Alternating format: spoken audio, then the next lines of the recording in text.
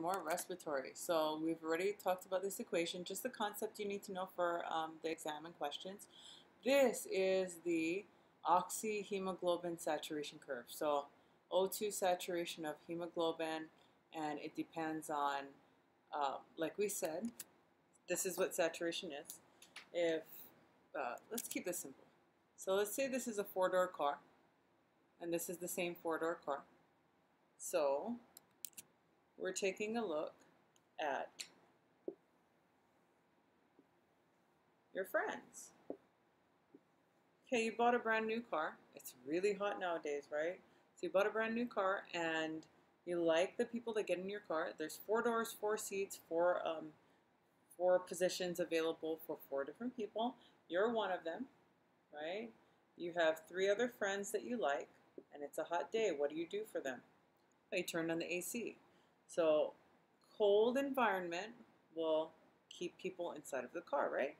You drive to the beach and they start annoying you. They're talking way too much. You don't want them in the car, but you don't want to tell them to get out of your car.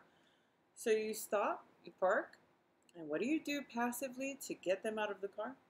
You turn off the engine, right? What happens when you turn off the engine? Well, no AC. What happens to the inside of the car? It gets hot. So now all of you get out of the car.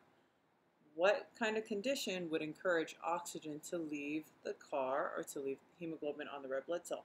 Well, heat. So cold temperature keeps people in the car, keeps the oxygen on the red blood cell.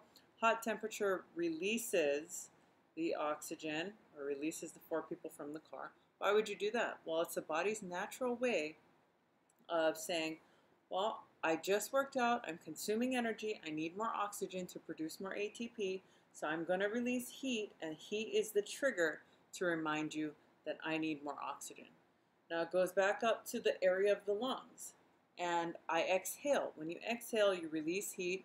When you release heat, what happens to these guys? This environment gets colder, it encourages oxygen to move into and onto the red blood cell to carry it. If I fill up four seats in the car, it is 100% saturated. What happens when I only fill up three seats? Well, it's 75% saturated.